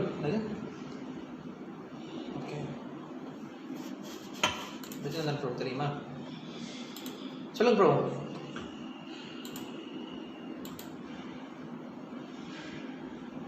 விஷ்ணு சஹஸ்ரநாமம் கடைசியில இதை சொல்றது உண்டு. அண்ட் நார்மலா பூஜை எல்லாம் பண்ணி முடிஞ்ச பிறகு கடைசியில இதை சொல்றது உண்டு. ஸோ இது வந்து சந்தியாவந்தனம் முடிச்சு சொல்லுவாங்க இல்லையா? ஆமா, சந்தியாவந்தனம் இன்ஃபேக்ட் தர்ப்பணம் பண்றதுக்கு அப்புறமா கூட இதை சொல்றது உண்டு. விஷ்ணு சஹஸ்ரநாமம் சொன்ன பிறகு இது சொல்றது உண்டு. ஸோ எப்போதுமே அதாவது நம்ம இந்த உடம்பு இல்லை எல்லாமே நான் தர்ப்பணம் எல்லாத்தையும் சமர்ப்பணம் பண்றேன், இது வர பலன் எல்லாம் உங்களுக்கே சமர்ப்பணம் பண்றேன்னு சொல்றேன். ஓகே, இதை வந்து நம்மளுக்கு பக்தியோட டாகூர் பாடியிருக்காரு. மானச தேகோ கேஹோ ஜோ கிச்சு மோரா அப்படின்னு சொல்லிட்டு அந்த பாடலை பாடுவார் அவர்.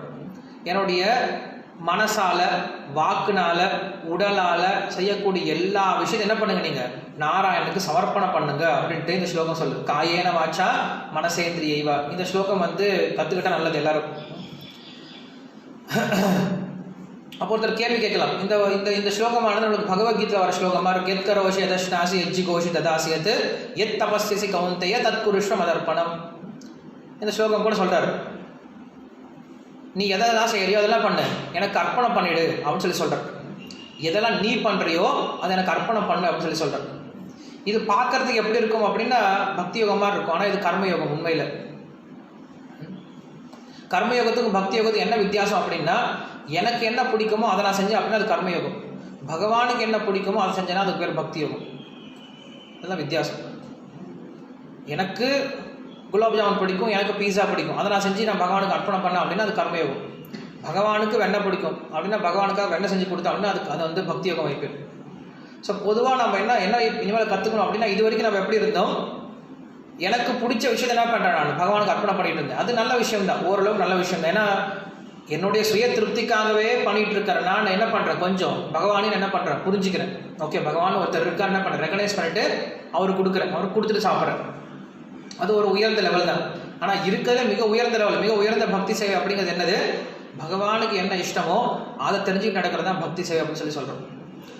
ஸோ இங்கே வந்து ஸ்லோகத்தை சொல்கிறார், சரி, அப்படி இருக்கும்போது நான் எதெல்லாம் செய்யணும் அதெல்லாம் வந்து அர்ப்பணம் பண்ணுறது வந்து அது எப்படி வந்து பகவானுக்கு திருப்தி கொடுக்கும் அப்படின்னு சொல்லும்போது பாகவதம் மறுபடியும் பாகவத்துலேருந்து உதாரணம் கொடுக்கார். விஷ்ணு புராணத்துலேருந்து உதாரணம் கொடுக்கார். வர்ணாசிரம ஆச்சரியவத புருஷேன பரப்புமான் விஷ்ணோர் ஆராத்தியதே பந்த நானிய தத்தோஷ காரணம் ஸ்லோகம் சொல்கிறார். ஒவ்வொருத்தருக்கும் அவங்களுக்கு ஒரு கடமை இருக்குது. இப்போ இன்னொரு குழப்பம் வரும். ஓகே, நீங்கள் சொல்லிட்டீங்க, என்ன சொல்லிட்டீங்க? காயேன வாச்சா மனசேந்திரியவா, நான் எதெல்லாம் என்னுடைய மனசால உடம்பால வாயினால செய்கிறேனோ அதெல்லாத்தையும் பகவானுக்கு சமர்ப்பணம் பண்ணும். அப்போ நான் என்ன பண்ணுறேன்? எதை வேணா பண்ணிட்டு என்ன பண்ணுறேன்? நான் கடைசியில் நாராயண சமர்ப்பணம் அப்படின்னு சொன்னால் முடிஞ்சிருமா? கிருஷ்ணார்ப்பணம் திருடிட்டு வந்துட்டு கிருஷ்ணார்ப்பணம், இல்லை ஒருத்தனை கொலை பண்ணிட்டு வந்து கிருஷ்ணார்ப்பணம் அப்படின்னு சொன்னால் அது வந்து சரியாகுமா அப்படின்னு சொல்லி கேட்டானா கிடையாது. அப்படி பண்ணுறது கிடையாது. அதை என்ன பண்ணுறார் அவர் இந்த சொல்லும் போது ரொம்ப ரொம்ப ஒரு ஜாக்கிரதையாக தான் சொல்கிறார். என்ன சொல்கிறாரு? ஸ்வபாவாத் அப்படின்னு சொல்லி சொல்கிறார். அவங்களுடைய ஸ்வபாவத்தை பொறுத்து அப்படின்னு சொல்லி சொல்கிறார். ஸ்வபாவம் அப்படின்ற பேர் வரும்போது இங்கே வர்ண ஆசிரமம் அப்படின்ற பேர் வந்துடும். அவங்களுடைய ஸ்வபாவத்தை பொறுத்துன்னு சொல்லி சொல்கிறார். ஏன்னா ஒவ்வொருத்தருடைய ஸ்வபாவத்தை பொறுத்து அவங்களுக்கு என்ன கொடுத்துருக்கு? ஒரு கடமை நியமிக்கப்பட்டிருக்கு. இந்த ஸ்லோகம் இருக்கும் இல்லையா? நஹி கஷ்டித் க்ஷணம் அப்படி ஜாதுதிஷ்டத்தை கர்மக்கிறது காரியத்தை அவசிய கர்ம சர்வ பிரகிருதி ஜெயர்குணைகின்னு கிருஷ்ணர் பகவத்கீதை சொல்வார். என்னன்னா இந்த உலகத்தில் ஒவ்வொருத்தரும் செயல்பட்டே ஆகணும். யாரும் சும்மாவே இருக்க முடியாது. அவங்க அப்படிப்பட்ட செயல் எப்படிப்பட்டதாக இருக்கணும்? அவங்களுடைய இயற்கைக்கு தகுந்த செயலாக இருக்கணும். காரியத்தை அவசிய கர்ம சர்வ பிரகிருதி ஜெயர்குணைகி, சர்வ பிரகிருதி ஜெயர்குணைகி அப்படின்னு சொல்லி சொல்றார். நம்மளுடைய பிரகிருதிக்கு தகுந்த மாதிரி, நம்மளுடைய இயற்கைக்கு தகுந்த மாதிரி நம்மளுடைய செயல்பாடுகள் இருக்குன்னு சொல்லி சொல்றார். ஸோ அதனால இங்கே துஷ்கர்மத்தை பற்றி பேச கிடையாது, அவங்களுடைய சுபாவத்தை பற்றி பேசார். சுபாவம் அப்படின்னா அவங்க பிறந்த கடமை, அவங்க எந்தெந்த வர்ணத்தில் பிறந்திருக்காங்களோ அந்த வர்ணத்துக்கு உண்டான கடமையை, அந்த கடமையை செய்யும் போது என்ன பண்ணும்? அந்த கடமையை பகவான் திருப்திக்காக பண்ணும் அப்படின்னு சொல்லி சொல்கிறார். ஸோ இதுக்கு வந்து ஒரு உதாரணம் கொடுக்குறாரு. என்ன உதாரணம் கொடுக்குறாரு அப்படின்னா, இப்போ நாட்டில் இருக்கும்போது நம்ம எந்த தொழில் வேணால் பண்ணலாம். கவர்மெண்ட் சொல்லிட்டு நீங்கள் எந்த தொழில் வேணால் என்ன பண்ணலாம்? பொழைச்சிட்டு இருக்கலாம். நீங்கள் எந்த தொழில் வேணால் செஞ்சு பொழைச்சிக்கலாம் அப்படின்னு சொல்லி எந்த தொழில் வேணால் செஞ்சு பொழைச்சிக்கலாம் அப்படின்னா, திருடியோ கொலை பண்ணியோ இல்லை போய் பேங்கை திருடிட்டு வந்தோ அந்த மாதிரி தொழில் பண்ணி பொழைச்சிக்கலாம்னு சொல்ல.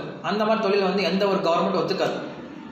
கவர்மெண்ட்டோடைய ரூல்ஸ் அண்ட் ரெகுலேஷன்ஸ்க்கு உட்பட்டு மற்றவங்களுக்கு தொந்தரவு கொடுக்காத தொழிலை பண்ணா அப்படின்னா அப்படிப்பட்ட தொழில் நீ என்ன வேணால் செஞ்சு பொழைச்சிக்கலாம் அப்படின்னு சொல்லணும். அதே போல் எந்த ஒரு விஷயங்கள் வந்து நம்மளுடைய வர்ணாசிரமத்துக்கு உட்பட்டு இருக்கோ, எந்த ஒரு விஷயமானது சாஸ்திரத்துக்கு உட்பட்டு இருக்கோ அந்த காரியங்களை செஞ்சு அந்த காரியங்கள் என்ன பண்ணுவான்? நம்ம அர்ப்பணம் பண்ண தெரிஞ்சுக்கணும் அப்படின்னு சொல்லி சொல்கிறார்.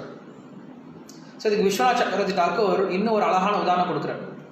என்ன உதாரணம் கொடுக்குறான் அப்படின்னா, காலைல எந்திரிச்சோடனே மனுஷன் நிறைய காரியம் பண்ணுறான். எந்திரிச்சோடனே குளிக்கிறான், டாய்லெட் போகிறான், பல்லு விளக்குறான், ட்ரெஸ் பண்ணிக்கிறான், சாப்பிட்றான், அவனுடைய தினசரி அவனுடைய வேலைக்கு போகிறான், அவங்களுடைய குடும்ப உறுப்பினர்களை சந்திக்கிறான், அப்புறம் அவங்க நண்பர்களை சந்திக்கிறான், தன்னுடைய தினசரி வேலையை செஞ்சுட்டு இருக்கான். இதே போல் ஒரு பக்தன் என்ன பண்ணுறானா?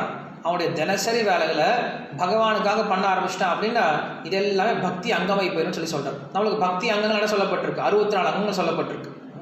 அந்த 64 அங்கத்தில் நம்ம தினசரி செய்யக்கூடிய சேவை என்ன பண்ண, தினசரி செய்யக்கூடிய வேலையே பக்தியாக மாற்றிக்கலாம். அதனால என்ன பண்ணியிருக்காரு? நமக்கு கோபால் பட்ட கோஸ்வாமி நமக்கு வந்து கொடுத்துருக்கார், சத்கிரிய சாரதீபிகான்னு கொடுத்துருக்கார். அப்படின்னா ஒவ்வொரு வைஷ்ணவனுக்கும் வந்து இந்த ஒரு ஸ்மிருதி சாஸ்திரம் இருக்கும். ஸ்ருதி அப்படிங்கிறது வேறு. ஸ்ருதி அப்படிங்கிறது பகவானை பற்றிய விஷயத்தை நமக்கு ஞானத்தை கொடுக்கக்கூடிய ஸ்ருதி. ஸ்மிருதி அப்படிங்கிறது இல்லை, இந்த மாதிரி சாஸ்திரங்கள் என்ன பண்ணும் அப்படின்னா ஒரு பக்தனுடைய அன்றாட வாழ்க்கை எப்படி இருக்கணும் அப்படிங்கிற விஷயம் சொல்லிக் கொடுக்குற ஸ்மிருதி சாஸ்திரங்கள் நம்மளுக்கு. அதில் நம்மளுக்கு கௌடிய வைஷ்ணவர்களுக்கு இருக்கக்கூடிய ஸ்மிருதி சாஸ்திரம் என்னது? சத்கிரிய சாரதீபிகா அப்படின்னு இருக்குது. இல்லை ஹரிபக்தி விலாஸ் அப்படின்னு சொல்கிறோம். ஹரிபக்தி விலாஸ் இருக்குது. ஸோ அந்த ஹரிபக்தி விலாசில் நம்ம என்ன பண்ணுறோம்? அந்த ஹரிபக்தி விலாசில் கோபால் பட்ட கோஸ்வாமி ஒரு பக்தன், ஒரு வைஷ்ணவன், ஒரு கௌடிய வைஷ்ணவனா எப்படி இருக்கணும் அப்படின்றதுக்கு ஸ்டெப் பை ஸ்டெப் ப்ரொசீஜர் கொடுக்குறார். அவன் காலையில் எந்திரிக்கும் போது முதல்ல யாரை தரிசனம் பண்ணணும், முதல்ல யாருடைய பேரை சொல்லணும், யாரை தியானம் பண்ணணும், அதுக்கப்புறம் கீழே காலை வச்ச உடனே யாரை நினச்சி தியானம் பண்ணணும், அதுக்கப்புறம் போய் பல்லு விளக்கும் போது எதை சொல்லி பல்லு விளக்கணும், வாய் கொப்பளிக்கும் போது, குளிக்கும் போது, ஷிக்கையை வந்து ட்ரைட் பண்ணும் போது, அவனுடைய அந்த உபவைத்தை மாற்றும் பொழுது, அதே போல் ட்ரெஸ் பண்ணும் பொழுது, கோப்பீனத்தை போடும் பொழுது, திலகம் போடும் பொழுது, அவனுடைய மாலை எடுக்கிறதுக்கு முன்னாடி, காலைல கோயிலுக்கு பகவானை பார்க்கறதுக்கு முன்னாடி, அது கோயிலாக இருந்தாலும் சரி வீடாக இருந்தாலும் சரி, எங்கேயும் போய் நமஸ்காரம் பண்ணுறதுக்கு முன்னாடி நிறைய ப்ரொசீஜர்ஸ் கொடுத்துருக்காரு. இந்த ப்ரொசீஜர்ஸை ஒருத்தர் ஃபாலோ பண்ணா அப்படின்னாவே அவனோட தினசரி வாழ்க்கையை பண்ணுற விஷயந்தான், தினசரி பண்ணுறதா பண்ணிகிட்டு இருக்கான். ஆனால் இந்த ஒரு சில விஷயங்களை அவன் தெரிஞ்சுக்கிட்டான் அப்படின்னா அவன் செய்யக்கூடிய தினசரி சேவைகள் என்ன போயிடுவான், தினசரி காரியங்களே பக்தி காரியங்கள் ஆகி போயிடுவான். இதுக்கு ஸ்ரீல பிரபுபாத் நல்ல உதாரணம் கொடுப்பார். என்ன உதாரணம் கொடுப்பார் அப்படின்னா, வெளியில் இருக்கவங்களாம் குளிச்சுட்டு போகிறாங்க, இதுக்காக தன்னை நல்லா அலங்கப்படுத்திக்கிட்டு தன் மேலே வாசம் வரக்கூடாதுன்னு சொல்லி குளிச்சுட்டு போகிறாங்க. ஆனால் ஒரு பக்தன் குளிக்கிற காரணம் என்னது, ஏன்னா அவன் போய் இப்போ பகவானுக்கு சேவை பண்ண போகிறான். ஸோ பகவானுக்கு நான் சேவை பண்ணணும், அதனால நான் குளிச்சுட்டு போகணும் அப்படின்ற எண்ணத்தோடு அவன் குளித்தான் அப்படின்னா அந்த குளிக்கிறது கூட என்ன போயிருமா, பக்தி சேவை மாறி போயிடும். அவன் ட்ரெஸ் பண்ணுறான், எல்லாம் ட்ரெஸ் பண்ணிக்கிறாங்க, நான் ட்ரெஸ் பண்ணுறேன், எல்லாரும் எதுக்காக ட்ரெஸ் பண்ணிக்கிறாங்க, என்னுடைய பந்தா வெளில காட்டுறது, நான் எப்படி ட்ரெஸ் பண்ணியிருக்கேன் பாரு, என்கிட்ட எவ்வளோ நல்ல துணிகள்லாம் இருக்குது பாரு, நான் எவ்வளோ ஸ்டைலாக இருக்கேன் பாரு அப்படின்னு சொல்லி காட்டுறதான் எல்லாம் ட்ரெஸ் பண்ணிட்டு போகிறாங்க. ஆனால் ஒரு பக்தன் எதுக்கு ட்ரெஸ் பண்ணுறான், நான் போய் பகவானுடைய சேவைக்கு போகணும். ஸோ பகவானுடைய சேவைக்கு போகிறதுக்கு எனக்கு இந்த மாதிரி ட்ரெஸ் இருக்கணும், இந்த மாதிரி தூய்மையாக இருக்கணும், சுத்தமாக இருக்கணும், இதுக்கு முன்னாடி உபயோகப்படுத்தாதான் இருக்கணும், துவைச்சதாக இருக்கணும், அப்படிப்பட்ட ட்ரெஸ் என்ன பண்ணுறான்னு போட்டுட்டு போகிறேன். ஸோ அப்படிப்பட்ட ட்ரெஸ் பண்ணிட்டு போகும்போது அப்படி ட்ரெஸ் பண்ணுறது என்ன போயிடுவான், அவனுக்கு பக்தி சேவை மாறி போயிடும், பக்தியோட அங்கமாக மாறி போயிடும். ஸோ பக்தி அங்கம் நிறையா இருக்கு இல்லையா, அதில் இந்த மாதிரி விஷயங்கள் என்ன போயிடுவான், பக்தி அங்கமாக மாறி போயிடுவான். அதான் இங்கே சொல்கிறார். அதனால் இந்த பக்தி சேவையானது ரொம்ப ரொம்ப எளிமையானது அப்படின்னு சொல்கிறதுக்காக தான் இதெல்லாம் சொல்ல வர்றார். கடைசியில் உங்களுக்கு வந்து ரிவீல் பண்ணுவார் இதோட அர்த்தம் என்ன, ஏன் இதை சொல்ல வர்றார் அப்படின்ட்டு.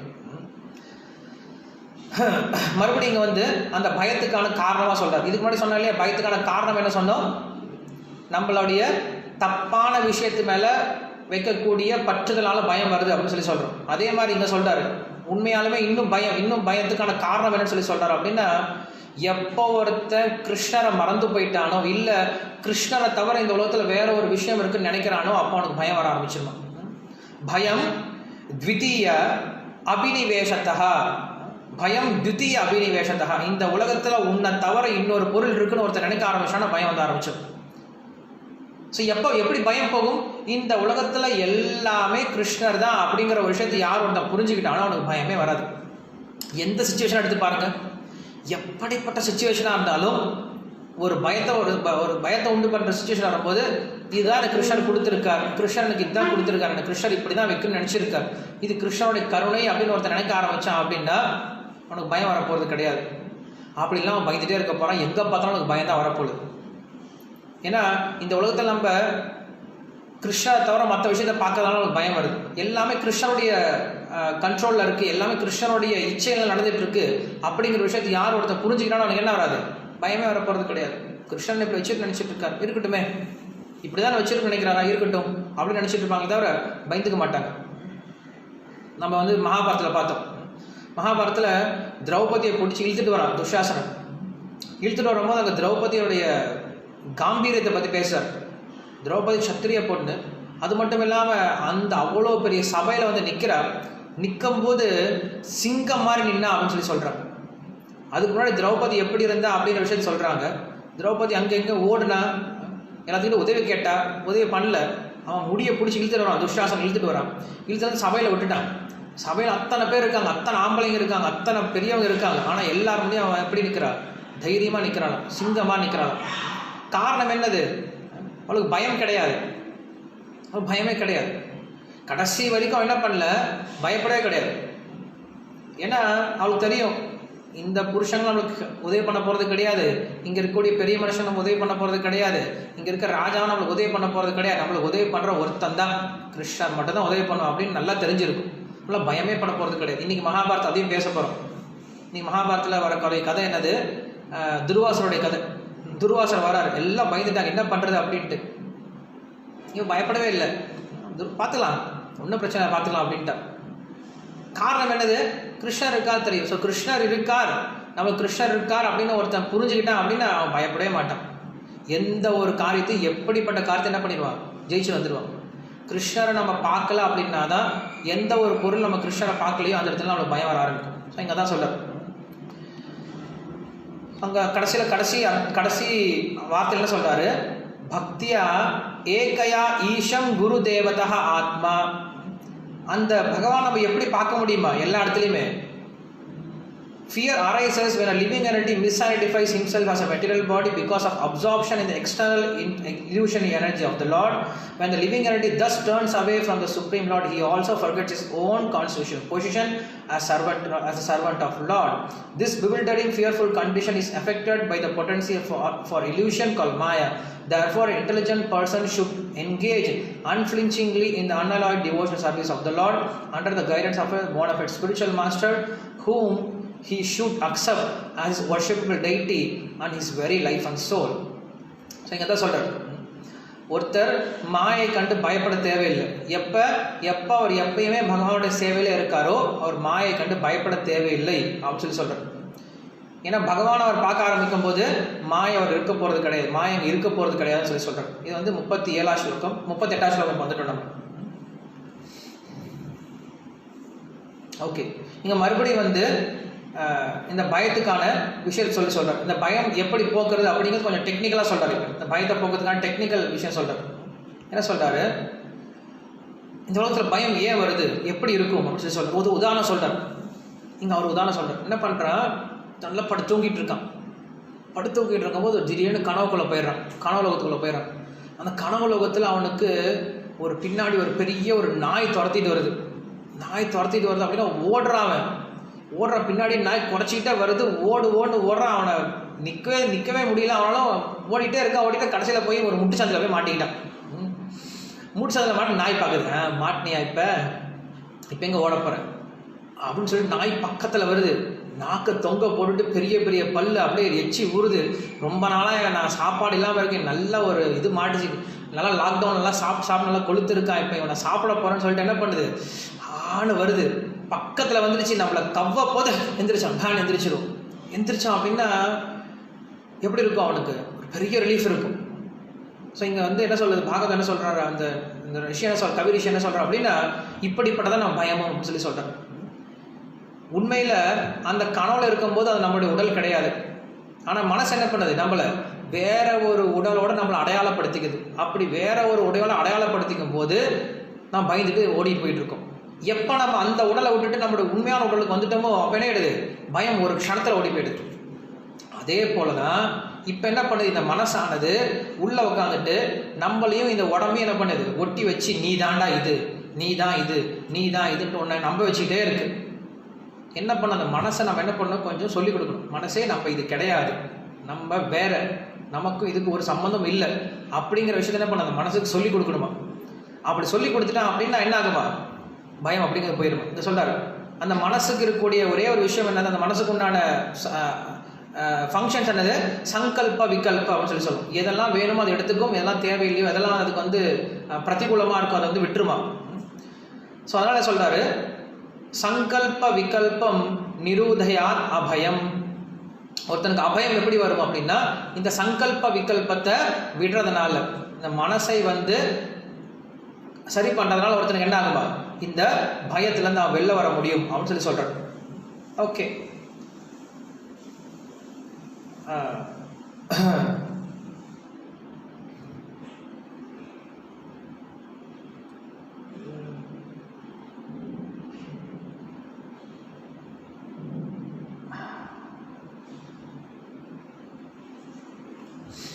கடைசியாக அதான் சொல்லி முடிக்கிறார்.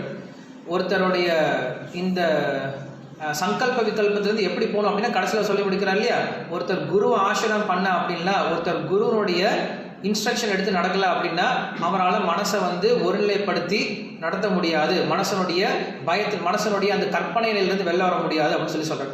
Unless one accepts a bona fide spiritual master in the authorized parampara as one's worshipable deity and life and soul, there is no question of controlling the mind or overcoming the duality of material life.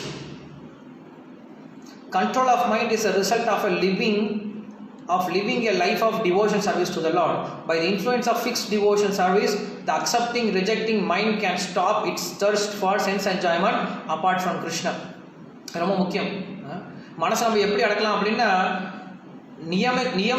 நியமமாக நம்மளுக்கு வந்து கொடுக்கப்பட்ட அந்த பக்தி சேவை எடுத்துக்கும் போது மனசு தானாக அடங்க ஆரம்பிச்சிருமா.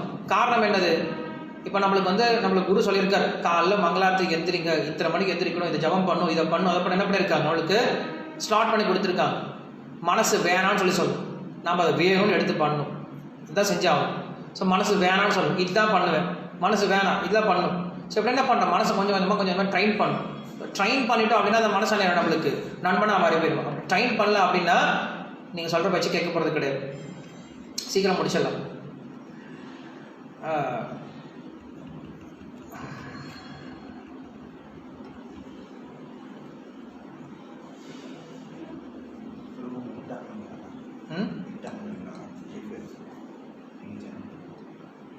இங்கே ஆன் பண்ணால் தான் நாங்கள் ஆன் பண்ண முடியும்.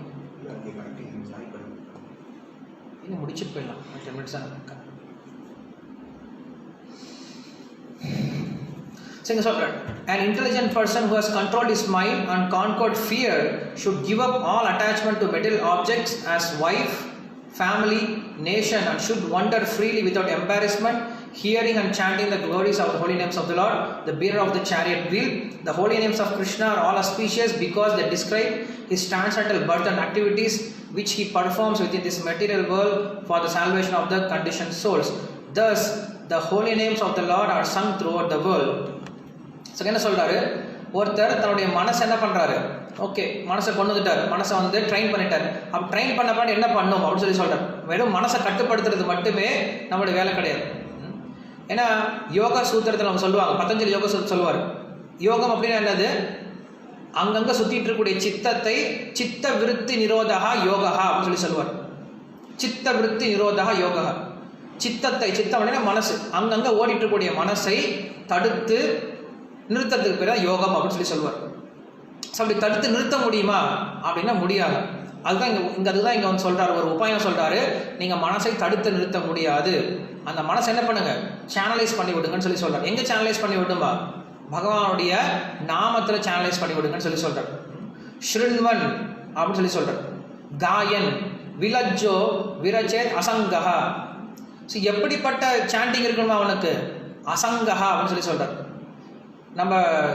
நம்மளுடைய என்ன சொல்கிறது, ஹரிநாம அபராதங்களில் வந்து 10வது அபராதம் என்னது, ஸ்ருதேபி நாமஹாத்மே யப்ரீதி ரஹிதோனரஹா அகம் மமாதி பரமோ நாம்னி சோபிய பராத கிருத். அப்படின்னா இந்த பகவானை பற்றிய விஷயங்கள் இவ்வளவு கேட்ட பின்னாடியும் இந்த உலகத்து பொருள் மேல் நம்ம எப்போ பற்றோடு இருக்கமோ அப்போ நம்மளுக்கு ஹரிநாமம் அப்படிங்கிறது வேலை செய்யாது அப்படின்னு சொல்கிறோம்.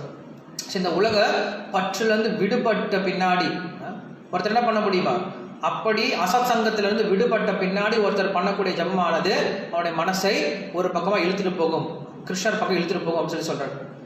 ஸோ அதான் சொல்ல, to be successful in this programme, ஒருத்தர் வந்து இந்த ஹரிநாமத்தில் வெற்றி பெறணும் அப்படின்னா என்ன பண்ணுமா, அவன் விஷயாச்சாதியே அப்படின்னு சொல்கிறார். விஷய சுகத்திலேருந்து வெளில வரணும். விஷய சுகத்திலேருந்து வெளில வராமல் அவன் சாண்டிங் பண்ணாலும் ஹரிநாமத்தை பண்ணாலும் அதனால் ஒரு பிரயோஜனம் கிடையாது அப்படின்னு சொல்கிறார். ஓகே, ஸோ அதனால நம்ம சைத்தன்ய மகாபிரபு சொல்கிறாரு, ஒரு வைஷ்ணவனுடைய மிக முக்கியமான குணம் என்னது, அசத் சங்க சாகி வைஷ்ணவாச்சாரம் அப்படின்னு சொல்கிறார். ஸோ வைஷ்ணவன் அப்படின்னா அவனுடைய முதல் குணம் எப்படி இருக்கணும், இந்த அசத் சங்கத்திலேருந்து வெளில வரணும் அப்படின்னு சொல்கிறார். அப்படி அசத் சங்கத்திலேருந்து வெளில வந்துட்டு ஒருத்தன் சாண்டிங் பண்ணான் அப்படின்னா அந்த சாண்டிங்கானது அவனுடைய மனசை கட்டுப்படுத்தும். அந்த மனசு கட்டுப்பட்டுச்சு அப்படின்னா அவன் பயத்திலேருந்து வெளில வர முடியும். அப்படிப்பட்ட பயத்திலேருந்து வெளில வந்துட்டான் அப்படின்னா அதுதான் இருக்கிற ரொம்ப சிறந்தது, இந்த உலகத்தில் ரொம்ப சிறந்த விஷயம் சொல்கிறார். ஸோ அதை சொல்கிறதுக்கு முன்னாடி நான் இந்த ஒரே ஒரு கொஸ்டினை மட்டும் இங்கே முடிச்சிடுறேன். ஏன்னா இன்னைக்கு இந்த ஒரு கொஸ்டினாக முடிக்கணும், 10 ஸ்லோகத்தை முடிக்கணும். இது ஒரே ஒரு ஸ்லோகத்தோடு நான் முடிச்சேன். கடைசியில் 42வது ஸ்லோகம், 43வது ஸ்லோகத்தோடு இந்த ஆன்சர் முடியுது. பட் 42வது ஸ்லோகம் தான் ரொம்ப முக்கியம். பிரபுபாத் இந்த ஸ்லோகத்தை அடிக்கடி சொல்லுவார், பக்திஹி பரிஷானுபவ விரக்திர் அந்யத்ர ஸ்யாத் திரையேக காலஹா அப்படின்னு சொல்லுவார். இந்த ஸ்லோகம் உங்களுக்கு அதிகமாக கேள்விப்பட்டிருக்கு. துஷ்டி புஷ்டி க்ஷுப்தி ஆப்பியோ அனுகாசம். என்னன்னா உனக்கு எது நல்லது, இருக்கிறதுலே சிறந்தது எதிரா அப்படின்னு கேட்டான் அப்படின்னா இருக்கிறதுலே சிறந்தது எப்போ தெரிஞ்சுக்கலாம் அப்படின்னா அவனுக்கு தான் தெரியும் எப்போ சிறந்தது அப்படின்ட்டு. அவன் தான் உணர்வு எது சிறந்தது அப்படின்ட்டு. மற்றவன் சொன்னால் புரியாது. உனக்கு இது நல்லது, உனக்கு இது நல்லது, உனக்கு இது நல்லது புரியாது. எப்போ அவனா உணர்றானோ எனக்கு உண்மையில் அது நல்லது அப்படிங்கிறது எப்போ உணர்றானோ அப்போ தான் புரிய ஆரம்பிக்கும் அவனுக்கு. உண்மையில் அது நல்லது புரிஞ்சுப்பான். எப்படி சொல்கிறார், உதாரணம் சொல்கிறார். ஒருத்தன் நல்ல பசியோடு இருக்கான். ஸோ பசியோடு இருக்கும்போது நீ சாப்பிட்டா உனக்கு குணம் வைக்கணும், நீ சாப்பிட்டா உனக்கு சுகமாக இருக்கும், நீ சாப்பிட்டா சுகமாக இருக்குன்னு சொன்னால் அவனுக்கு புரிய போகிறது கிடையாது. என்ன பண்ணும், அவன் சாப்பிட ஆரம்பித்தானா என்ன ஆகுமா, அவன் பசி குறைய ஆரம்பிக்கும், உடம்புல ஸ்ட்ரென்த் வர ஆரம்பிக்கும், பசி போக ஆரம்பிக்கும், இதெல்லாம் தானாக நடைபெற ஆரம்பிக்கும். இது நடந்துடுச்சு அப்படின்னா அவனுக்கே புரிய ஆரம்பிக்கும், நான் நல்லா சந்தோஷமாக இருக்கேன் அப்படின்ட்டு. அதனால் பக்தியில் நான் முன்னேறிட்டு இருக்கேன்னா, பக்தியில் நான் எப்படி முன்னேறுது, பக்தியில் முன்னேறது உங்களுக்கே தெரியும். எப்படி தெரியும்? பக்தி சேவை செய்ய செய்ய செய்ய செய்ய என்ன ஆகுமா, கொஞ்சம் கொஞ்சமாக நீங்கள் ஆனந்தத்தை உணர்றது நீங்களே உணர முடியும். உங்களுடைய ஆனந்தத்தை நீங்களே உணர முடியும். மற்ற யாரும் வந்து உங்களை செக் பண்ணிட்டு இருக்க முடியாது, உங்கள் இதயத்தில் போன்னு சொல்ல முடியாது. ஆனால் ஒரே ஒரு கேரக்டர் சொல்கிறார், நீங்கள் பக்தியில் முன்னேறிட்டு இருக்கீங்களா, நீங்கள் பக்தியில் முன்னேறினீங்க அப்படின்னா உங்களுடைய ஆனந்தத்தை நீங்களே உணர முடியும், அந்த பயமற்ற தன்மையை நீங்களே உணர முடியும். அந்த நான் பக்தியில் முன்னேறிட்டு இருக்கேன் அப்படிங்கிறதுக்கு அடையாளம் என்னது, எது வந்து மெஷர்மெண்ட் அப்படின்னு சொல்கிறாருன்னா, அதுக்கு இங்கே ஒரே ஒரு சின்ன வேர்ட் சொல்கிறார், பக்திஹி பரிஷானுபவ விரக்திஹி அந்யத்ர ஸ்யாத் அப்படின்னு சொல்றார். ஒருத்தன் பக்தியில் முன்னேறிட்டு இருக்கான் அப்படிங்கிறதுக்கான அடையாளம் என்ன அப்படின்னா, விரக்திஹி அந்யத்ர ஸ்யாத். மற்ற விஷயத்தில் அவனுக்கு என்ன வருமா, விரக்தி வந்துடுமா, பற்றின்மை வந்துடுமா. ஸோ எப்போ நம்ம மற்ற விஷயத்தை, மற்ற உலக சுகத்திலிருந்து நம்ம கொஞ்சம் கொஞ்சமாக விடுபட ஆரம்பிக்கிறோமோ, அந்த சுகத்திலிருந்து விடுபட ஆரம்பிக்கிறோமோ, அப்போ தான் ஒருத்தன் பக்தியை உணர ஆரம்பிக்குது, அப்போ தான் பக்தியில் அவன் முன்னேறிட்டு இருக்கான்னு அர்த்தம். அப்படி பக்தியில் முன்னேற ஆரம்பிச்சிட்டான் அப்படின்னா அவன் சந்தோஷமாக இருக்கிறான், அதான் அவனுக்கு இருக்கிறதுலையே ரொம்ப சிறந்தது அப்படின்னு சொல்கிறான். ஸோ நம்ம நிறையா பாயிண்ட்ஸ் சொல்லியிருக்கோம். இந்த பாயிண்ட்ஸ் எல்லாத்தையும் செக்ரிகேட் பண்ணி வச்சுருங்க. நாளைக்கு நம்ம கிளாஸ் ஆரம்பிக்கும் போது இந்த ஃபஸ்ட்டு கொஸ்டினுக்கான ஆன்சர் என்ன அப்படிங்கிறது மட்டும் நம்ம பார்த்துட்டு நாளைக்கு அடுத்த கொஸ்டினுக்கான ஆன்சரை பார்க்கலாம். இது கதை கிடையாது, கண்டிப்பாக ஃபிலாசபியாக தான் இருக்கும். ஃபிலாசபினா இப்படி தான் இருக்கும். ஸோ கொஞ்சம் இருக்க முயற்சி பண்ணுங்கள். நாளைக்கு நீங்கள் கொஞ்சம் படிச்சுட்டு வந்தீங்கன்னா நம்ம இன்னும் படிக்கிறதுக்கு ஈஸியாக இருக்கும். முடிஞ்ச வரைக்கும் நான் கொஞ்சம் கொஞ்சமாக கதை சொல்ல முயற்சி பண்ணுறேன். ஸோ நீங்களும் பார்ட்டிசிபேட் பண்ணிங்கன்னா உங்களுக்கும் ஈஸியாக புரியும். கிரந்தராஜ் ஸ்ரீமத் பாகவதம் கி ஜெய், ஸ்ரீல பிரபுபாத் கி ஜெய்.